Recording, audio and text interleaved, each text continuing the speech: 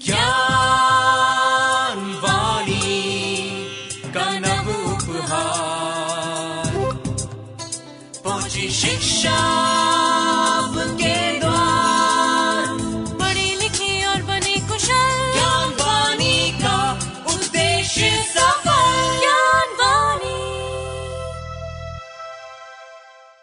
नमस्कार श्रोताओं, साप्ताहिक ज्ञान पत्रिका के इस अंक में आपका स्वागत है। साप्ताहिक ज्ञान पत्रिका के इस अंक में आप सुनेंगे शिक्षा जगत की जानकारियां। कैरियर सेगमेंट में आपको बताएंगे सोशल मीडिया क्षेत्र में रोजगार के अवसर के बारे में, और हमेशा की तरह बताएंगे आपको कहां कहां आपके लिए हैं रोजगार के मौके, और साथ ही बीता सप्ताह क्यों रहा खास, इस पर डालेंगे नजर। और विशेष में आज सुनेंगे 26 नवंबर यानी भारतीय संविधान दिवस के बारे में। तो चलिए आरंभ करते हैं साप्ताहिक ज्ञान पत्रिका और जानते हैं क्या कुछ खास है इस कार्यक्रम में। शिक्षा संबंधी जानकारियां संक्षेप में। इग्नू ने जारी की दिसंबर टर्म एंड एग्जामिनेशन 2023 के लिए एग्जाम डेट शीट और हॉल टिकट। जुलाई सत्र 2023 में प्रवेश लेने वाले विद्यार्थियों के लिए कुछ आवश्यक निर्देश। इग्नू में जनवरी सत्र 2024 के लिए प्रवेश प्रक्रिया दिसंबर माह से शुरू। इग्नू में जनवरी सत्र 2024 से 4 नए मास्टर्स प्रोग्राम्स होंगे आरंभ। इग्नू में Indian youth and nation building विषय पर नेशनल फोटोग्राफी कंपटीशन में भाग लेने का मौका। आइए सुनते हैं ये सभी जानकारियां विस्तार से। इग्नू यानी इंदिरा गांधी राष्ट्रीय मुक्त विश्वविद्यालय ने दिसंबर टर्म एंड एग्जामिनेशन 2023 के लिए डेट शीट और हॉल टिकट यानी प्रवेश पत्र जारी कर दिया है। परीक्षा में बैठने के लिए इच्छुक शिक्षार्थी हॉल टिकट डाउनलोड करने के लिए इग्नू की आधिकारिक वेबसाइट www.ignu.ac.in पर विजिट करें। विशेष ध्यान रखें, परीक्षा केंद्र में प्रवेश के लिए शिक्षार्थी के पास हॉल टिकट और इग्नू आई कार्ड का होना जरूरी है। साथ ही परीक्षा निर्देश को अवश्य पढ़ें। अधिक जानकारी के लिए विजिट करें www.ignu.ac.in। इग्नू में जुलाई 2023 सत्र में प्रवेश प्रक्रिया संपन्न हो चुका है, और जिन विद्यार्थियों ने इस सत्र के विभिन्न कोर्सेज में प्रवेश लिया है उन्हें अपने रीजनल सेंटर और स्टडी सेंटर के निर्देशों और सूचनाओं के अनुसार अपनी पढ़ाई जारी रखनी है। इस संबंध में अधिक जानकारी दे रहे हैं स्टूडेंट रजिस्ट्रेशन डिवीजन के डिप्टी डायरेक्टर वीपी रूपम। जुलाई 2023 सत्र में हमारे जिन विद्यार्थियों ने अलग अलग प्रोग्राम्स में एडमिशन के लिए अप्लाई किया था, उनका एडमिशन अब तक हम कंफर्म कर चुके हैं। मैं ये बताना चाहूंगा कि एडमिशन कंफर्म होते ही आपको एक सिस्टम जनरेटेड ईमेल जाता है, जिसमें कि ये बताया जाता है कि आपका एडमिशन इस प्रोग्राम में कंफर्म हुआ है, आपने क्या क्या कोर्सेज लिए हैं, आपका रीजनल सेंटर कहाँ है, आपका स्टडी सेंटर कहाँ है, आप किस तरह से ई ज्ञान कोश से हमारी डिजिटल सामग्री को पढ़ सकते हैं, वगैरह वगैरह बहुत सारी जानकारियां उसमें रहती हैं। तो हमारी आपसे यह सलाह होगी कि आप पहले तो अपने आप को स्टूडेंट पोर्टल पर रजिस्टर कर लें। आपके एडमिशन के बाद एक परमानेंट अकाउंट आपका यूनिवर्सिटी के पोर्टल पर बनता है। इसके लिए आप ignu.samarth.edu.in पर जाएं और वहां जो जानकारी मांगी जाती है, न्यू रजिस्ट्रेशन क्लिक करने के बाद वो जानकारी दें और अपना अकाउंट क्रिएट कर लें। इस अकाउंट में आपको बहुत सारी सुविधाएं मिलेंगी,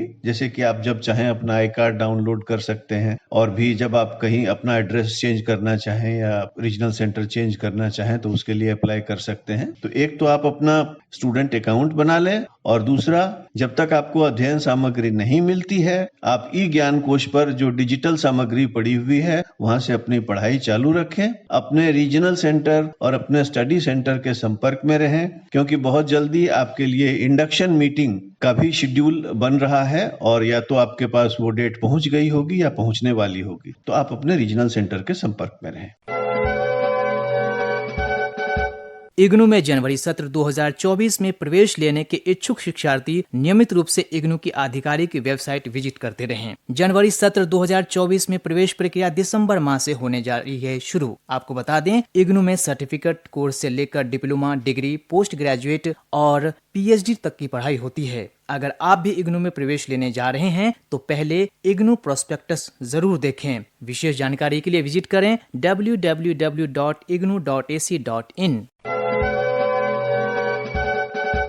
इग्नू में जनवरी सत्र 2024 से 4 नए मास्टर्स प्रोग्राम की शुरुआत। ये 4 नए प्रोग्राम्स हैं MSc chemistry, MSc biochemistry, MSc analytical chemistry और एमएससी जूलॉजी। ये सभी प्रोग्राम्स ओडीएल यानी ओपन डिस्टेंस लर्निंग मोड में ऑफर किए जाएंगे और इन सभी कार्यक्रमों का माध्यम सिर्फ अंग्रेजी होगा। और हाँ, इन कार्यक्रमों में दाखिला लेने के लिए उम्र की कोई सीमा नहीं है। तो हो जाइए तैयार और इग्नू द्वारा विद्यार्थियों के हित में शामिल किए गए इन एमएससी प्रोग्राम्स में जरूर लें प्रवेश। अधिक जानकारी के लिए विजिट करें www.ignu.ac.in।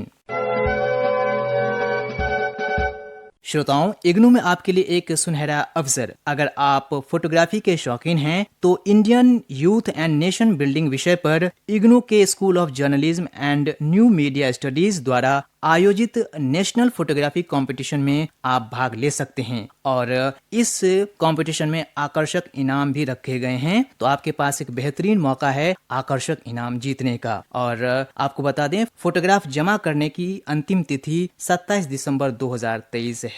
और इस संबंध में अधिक जानकारी के लिए विजिट करें facebook.com/official page ignu। तो ये थी शिक्षा संबंधित जानकारियां। आप सुन रहे हैं साप्ताहिक ज्ञान पत्रिका। और अब साप्ताहिक ज्ञान पत्रिका के करियर सेगमेंट में लीजिए जानकारी सोशल मीडिया के क्षेत्र में करियर बनाने की। श्रोताओं, इन दिनों ऑफ-बीट कैरियर ऑप्शंस की काफी डिमांड बढ़ गई है। जो लोग घंटों कंप्यूटर या मोबाइल पर काम करते हैं, ग्राफिक्स डिजाइन, ब्लॉग राइटिंग आदि में दिलचस्पी रखते हैं, उनके लिए सोशल मीडिया की दुनिया में रोजगार की बेहतर संभावनाएं मौजूद है। सोशल मीडिया के क्षेत्र में आप social media manager, social media analyst, content manager, content creator के तौर पर काम कर सकते हैं। दरअसल आजकल हर संस्थान सोशल मीडिया टीम को रखती है अपने सोशल मीडिया अकाउंट हैंडल करने के लिए और मीडिया मार्केटिंग के लिए वो एक्सपर्ट जरूर रखते हैं। और कई सेलिब्रिटीज, सोशल मीडिया इन्फ्लुएंसर्स भी ब्रांड्स मार्केटिंग, एड्स और अकाउंट्स हैंडल करने के लिए सोशल मीडिया की टीम रखती है। असल में सोशल मीडिया के क्षेत्र में करियर ऑप्शंस की कमी नहीं है। अगर आप क्रिएटिव हैं और साथ ही अगर आपके पास सोशल मीडिया ट्रेंड्स की जानकारी है तो इस क्षेत्र में आपका भविष्य उज्जवल है। वैसे तो ये क्षेत्र क्रिएटिव फील्ड है, लेकिन अगर आपने सोशल मीडिया का कोई कोर्स कर रखा है या प्रशिक्षण लिया है तो निस्संदेह यह आपके लिए काफी फायदेमंद होगा। तो ये थी जानकारी सोशल मीडिया में करियर बनाने की।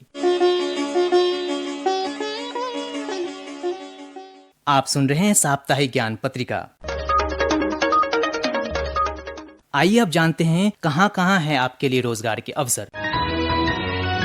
कर्मचारी चयन आयोग यानी एसएससी ने BSF, CISF, ITBP, CRPF, NCB, SSF, Assam rifles में कांस्टेबल जीडी परीक्षा 2023 के लिए नोटिफिकेशन जारी कर दी है। आवेदन करने की अंतिम तिथि 31 दिसंबर 2023 है। अधिक जानकारी के लिए विजिट करें ssc.nic.in। दिल्ली अधीनस्थ सेवा चयन बोर्ड यानी DSSSB ने कई पदों की भर्ती के लिए विज्ञापन जारी किया है। ऑनलाइन आवेदन करने की अंतिम तिथि 20 दिसंबर 2023 है। अधिक जानकारी के लिए संस्थान की आधिकारिक वेबसाइट विजिट करें। वेबसाइट है dsssbonline.nsc.in। State bank of India ने CBO यानी सर्कल बेस्ड ऑफिसर्स के लिए कई पदों की भर्ती के लिए नोटिफिकेशन जारी कर दी है। आवेदन करने की अंतिम तिथि 12 दिसंबर 2023 है। अधिक जानकारी के लिए विजिट करें sbi.co.in। IDBI बैंक ने junior assistant manager, executive sales and operations ESO भर्ती 2023 के लिए विज्ञापन प्रकाशित कर दिया है। आवेदन करने की अंतिम तिथि 6 दिसंबर 2023 है। अधिक जानकारी के लिए विजिट करें idbibank.in।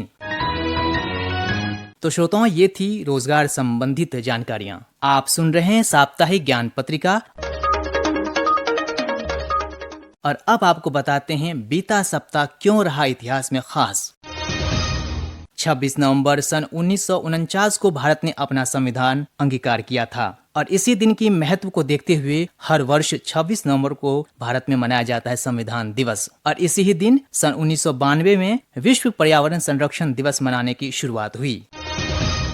27 नवंबर सन 1815 को पोलैंड साम्राज्य ने संविधान अपनाया था और इसी ही दिन सन 1966 को उरुग्वे ने भी अपना संविधान अपनाया था। 28 नवंबर सन 1996 के दिन एयरबस A300 विमान को पहली बार भारतीय मूल की इंद्राणी सिंह ने उड़ाया था। ऐसा करने वाली वो दुनिया की पहली महिला हैं। उनसे पहले सिर्फ पुरुषों ने ही इस विमान को उड़ाया था। और इसी ही दिन सन 1893 को पहली बार महिलाओं को अपने प्रतिनिधियों को चुनने का अधिकार मिला था। न्यूजीलैंड पहला देश बना जिसने महिलाओं को मतदान का अधिकार दिया। 29 नवंबर 1782 को ब्रिटेन ने अमेरिकी स्वतंत्रता को मान्यता दी और इसी ही दिन सन 1775 को सर जेम्स ने अदृश्य स्याही का आविष्कार किया। 30 नवंबर सन 1858 को प्रसिद्ध भारतीय वैज्ञानिक जगदीश चंद्र बसु का जन्म हुआ था और इसी ही दिन सन 1874 को ब्रिटिश प्रधानमंत्री विंस्टन चर्चिल का भी जन्म हुआ था। 1 दिसंबर सन 1988 को ह्यूमन इम्यूनोडिफिशियेंसी वायरस के कारण होने वाली एड्स महामारी के बारे में जागरूकता बढ़ाने के लिए संयुक्त राष्ट्र ने दुनिया भर में विश्व एड्स दिवस मनाने की घोषणा की और इसी ही दिन सन 1959 में बाहरी अंतरिक्ष से पृथ्वी का पहला रंगीन फोटो लिया गया था। 2 दिसंबर सन 1911 को गेटवे ऑफ इंडिया का निर्माण कराया गया था। दरअसल पहली बार भारत आए ब्रिटेन के तत्कालीन राजा जॉर्ज पंचम और रानी मैरी को धन्यवाद ज्ञापन और उनकी यात्रा की याद में गेटवे ऑफ इंडिया का निर्माण हुआ था। तो श्रोताओं, अभी आप सुन रहे थे बीता सप्ताह क्यों रहा इतिहास में खास। आप सुन रहे हैं साप्ताहिक ज्ञान पत्रिका और अब विशेष में सुनिए 26 नवंबर यानी भारतीय संविधान दिवस के बारे में जानकारी।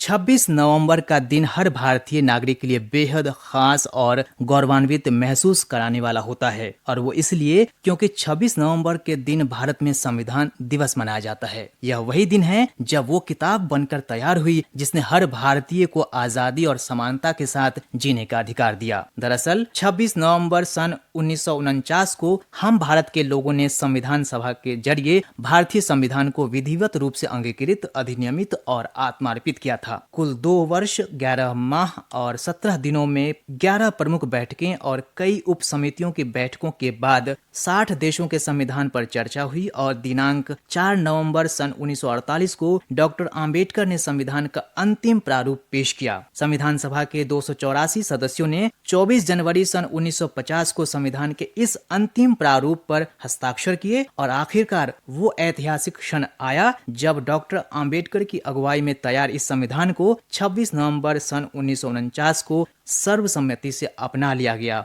इसी दिन की याद और इसके ऐतिहासिक महत्व को उजागर करने के लिए वर्ष 2015 से हर साल 26 नवंबर को संविधान दिवस मनाने की परंपरा की शुरुआत हुई। असल में भारत के वर्तमान प्रधानमंत्री नरेंद्र मोदी ने मुंबई में 11 अक्टूबर सन 2015 को भारतीय संविधान के जनक बाबा साहेब डॉक्टर भीमराव अंबेडकर स्मारक की नींव रखते हुए हर वर्ष 26 नवंबर को संविधान दिवस मनाने की ऐतिहासिक घोषणा की थी। इसके बाद 19 नवंबर सन 2015 को भारत सरकार के सामाजिक न्याय और अधिकारिता मंत्रालय ने गजट नोटिफिकेशन के जरिए 26 नवंबर को संविधान दिवस मनाने का फैसला लिया और 26 नवंबर सन 2015 को पहला संविधान दिवस मनाया गया। तो श्रोताओं, अभी सुन रहे थे आप विशेष में संविधान दिवस की जानकारी के बारे में।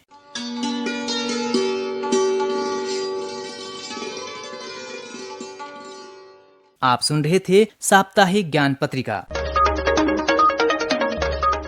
आज के इस अंक में तकनीकी सहयोग रहा आरती कारीहोलू का, संपादन किया सदन लाल ने, स्वर और आलेख उदय शर्मा का था और कार्यक्रम के प्रस्तुतकर्ता थे गजेंद्र दिवाकर। तो श्रोताओं, अब मुझे यानी उदय शर्मा को दीजिए इजाजत। नमस्कार।